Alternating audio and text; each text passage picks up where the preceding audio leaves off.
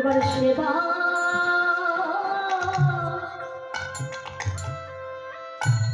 একবার সেবা করবা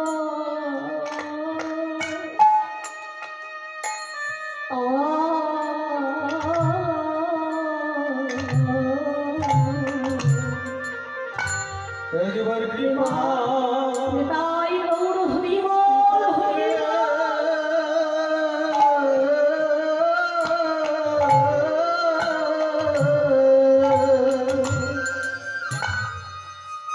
সেবা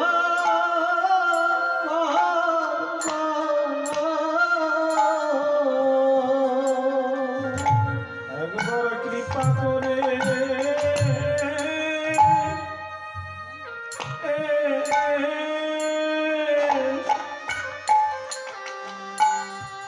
সেবা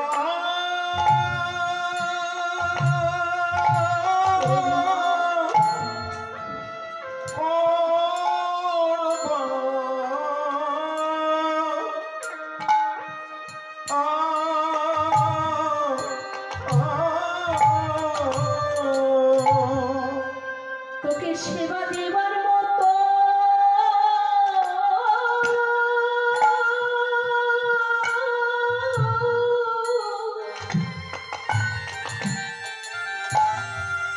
তোকে সেবা দেওয়ার মতো আর কিছু আমার ঘরে আর কিছুই না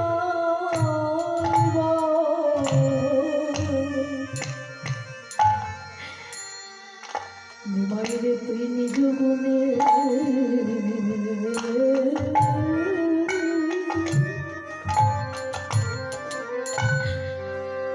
একবার সেবা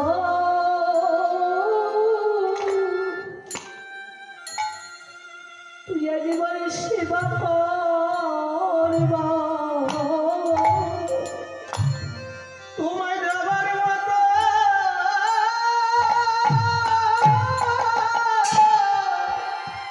হরি তুমি দেওয়ার মতো ঘরে আমার কিছু নাই বা নিজ নিজ গুণে একবার সেবা করবা সকলের ঘরে কি ভগবানকে দেবার মতো কিছু থাকে না? হয়তো তারা যারা রাজা জমিদার তাদের ঘরে রাজস্বী ভোগ আছে, প্রতিদিন মিষ্টি সন্দেশ ক্ষীর মাখন কিনে এনে এনে ভগবানকে দিচ্ছে, কিন্তু এই দেওয়ার মধ্যেও পার্থক্য আছে। মা মিষ্টি গুনে গুনে ভগবানকে ভোগ দেয়, বাড়ির সদস্য যতগুলো বলে আমার জন্য একটা, আমার স্বামীর জন্য একটা, আমার ছেলের জন্য একটা, আমার শ্বশুরের জন্য একটা, স্বামী শাশুড়ির জন্য একটা। এই 5টা মিষ্টি ভগবানের চরণে নিবেদন করছি। কেন? তার চরণে নিবেদন করলে আমার প্রসাদ পাওয়া হবে, প্রসাদ পাচ্ছি। কিন্তু 5 জনের 5টা গুনে দিলাম, ভগবানের নামে কয়টা দিয়েছি? যে 5টা দিলাম ওটা তো 5 জনেই নেবে। ভগবান দেখলো যার ঘরে আমারও ভাগে পড়ে না, আমি তার ঘরে সেবা নেই কি করে? হরিবল হরিবল। আর কোন ঘরে মিষ্টি নয় মা, 5 দানা চিনি, 5 দানা চিনি ভগবানকে দিয়ে বলে ভগবান